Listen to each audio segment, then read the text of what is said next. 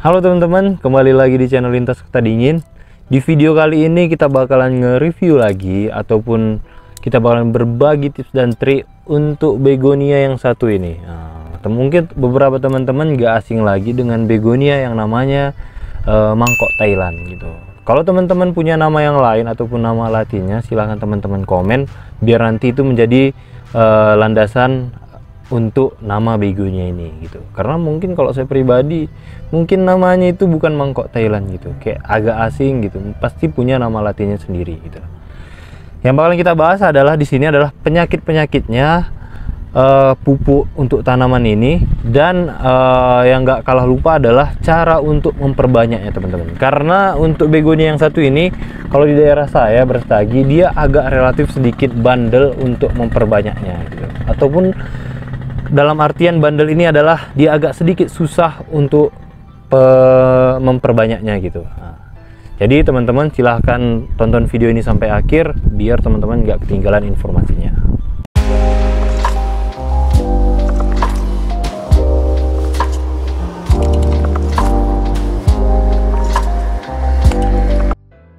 Yang pertama adalah teman-teman harus ketahui bahwa begonia Thailand ini, mangkok Thailand ini, kalau di daerah saya dia itu harus terkena sinar matahari kurang lebih intensitasnya itu ada 60 sampai dengan 70% teman-teman.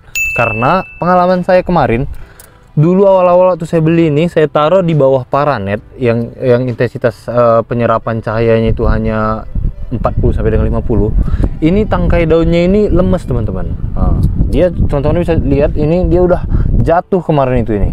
Sedangkan ini dia kemarin udah saya letakkan di bawah plastik UV langsung, dia udah lumayan agak tegak nih. Contohnya di daun baru ini. Jadinya kalau teman-teman punya begonia mangkok Thailand yang daunnya pada jatuh semua, itu biasanya diakibatkan karena dia kurang kebutuhan cahaya matahari gitu. Selanjutnya adalah untuk penyakitnya sendiri sampai hari ini, penyakit dan hamanya maksud saya, dia ini termasuk begonia yang tahan terhadap penyakit bercak daun dan busuk daun teman-teman.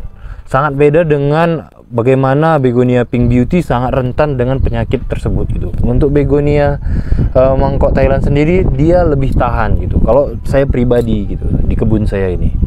Sedangkan untuk hamanya sendiri seperti ulat-ulat, itu kembali lagi sebenarnya kalau hama-hama ulat itu kita lebih baik melakukan pencegahan gitu. Sedangkan kalau di kebun saya ini untuk hama ulat, alhamdulillah dia lebih bisa diantisipasi dibandingkan dengan penyakit busuk daun ataupun bercak daun gitu. Jadi pengalaman saya pribadi untuk hama dan penyakitnya begonia Thailand ini lebih tahan.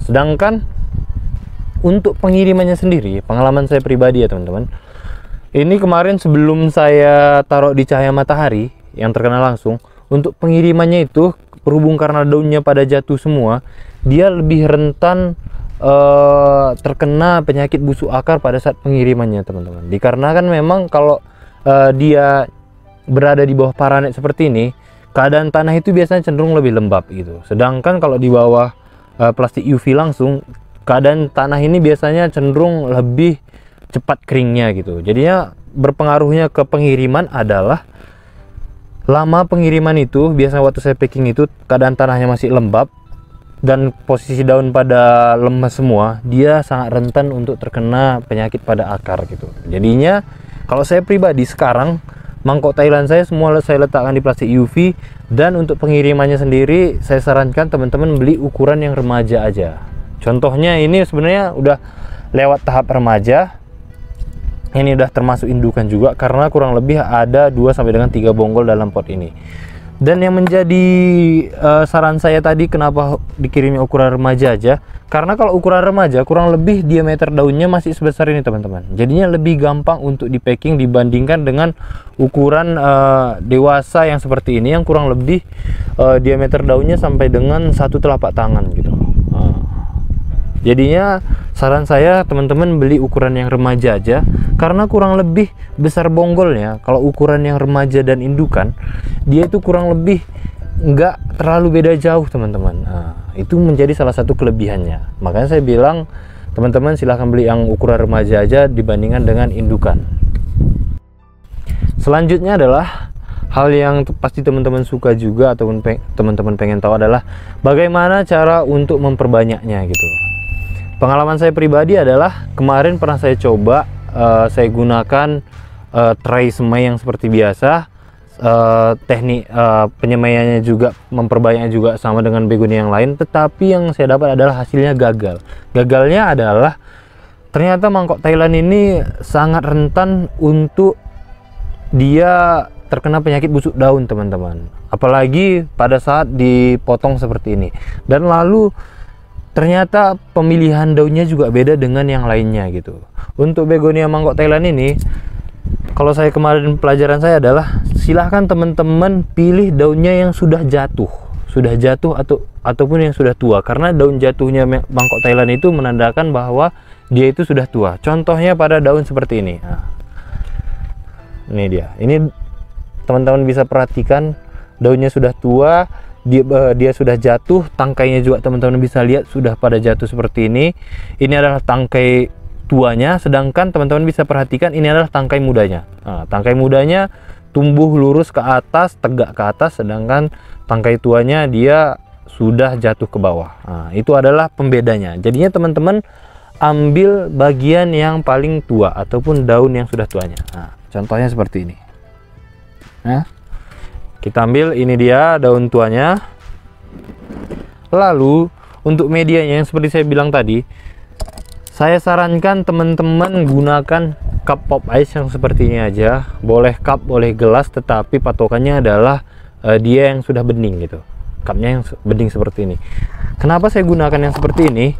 Karena ternyata untuk mencegah dia terkena busuk daun, dia lebih prepare ataupun lebih safety jika digunakan cup seperti ini, teman-teman. Jadinya mungkin lebih boros tempat ataupun lebih boros media, tetapi dia lebih gampang untuk tumbuhnya.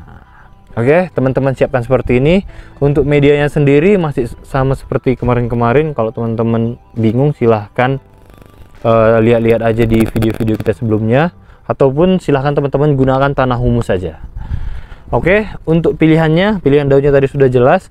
Untuk pemotongan ujungnya adalah teman-teman jangan potong kandas sampai dengan bagian paling pinggir ini, tetapi teman-teman kurang lebih sisakan 1 cm, teman-teman. Nah, ini dia 1 cm seperti ini.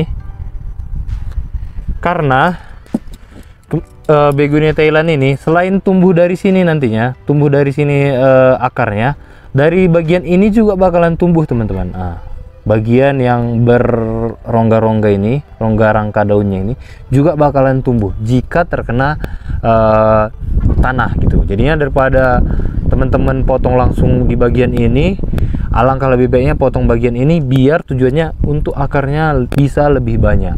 Kalau akar begonia lebih banyak, otomatis bonggolnya juga bakalan lebih banyak. Nah, itu dia.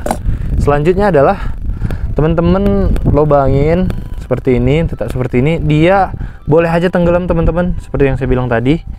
Contohnya seperti ini. Lalu teman-teman jangan lupa bagian tengahnya ini dia ditutupin seperti ini, dan dipastikan bahwa dia ini sudah terkunci ataupun nggak gerak-gerak lagi gitu. Nah, contohnya seperti ini, teman-teman bisa lihat dia nggak gerak-gerak lagi bagian bawahnya. Dia harus full terkena bagian tanah semua, bagian bawahnya tadi. Oke, selanjutnya silahkan teman-teman tutup. Nah, silahkan teman-teman tutup seperti ini. Untuk begonia Thailand sendiri, di mangkok Thailand maksud saya, dia sangat senang jika pada saat persemaian seperti ini dia diletakkan di bagian yang sejuk ataupun teduh. Contohnya di bagian rak tanaman, teman-teman gitu. Ataupun bisa aja teman-teman letakkan aja di bagian tanaman yang gede, letakkan aja dia di bagian seperti ini. Karena biarkan dia sangat suka dengan keadaan lembab pada media tanamnya. Nah, contohnya letakkan aja di bagian seperti ini. Ataupun teman-teman kalau punya paranet, letakkan aja di bagian bawah paranet gitu. Oke, mungkin kalau saya pribadi, teman-teman, dia baru keluar akar ataupun keluar bonggol pertama itu dia di umur 1 bulan gitu. Kalau di daerah saya ini, walaupun itu nggak bisa jadi patokan ya, karena beberapa teman saya juga di daerah ini mungkin dia punya treatment yang bagus, umur 2 sampai dengan 3 minggu akarnya udah keluar gitu.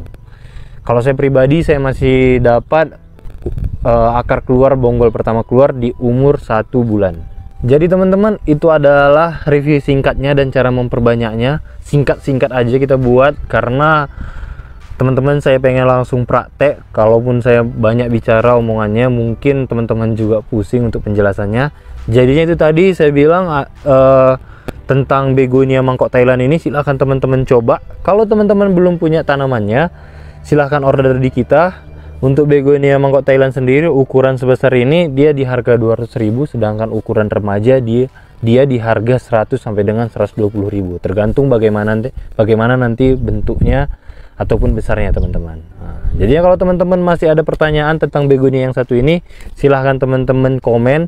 Kalau teman-teman suka, silahkan teman-teman like dan share juga video kita ini. Sampai ketemu di video selanjutnya.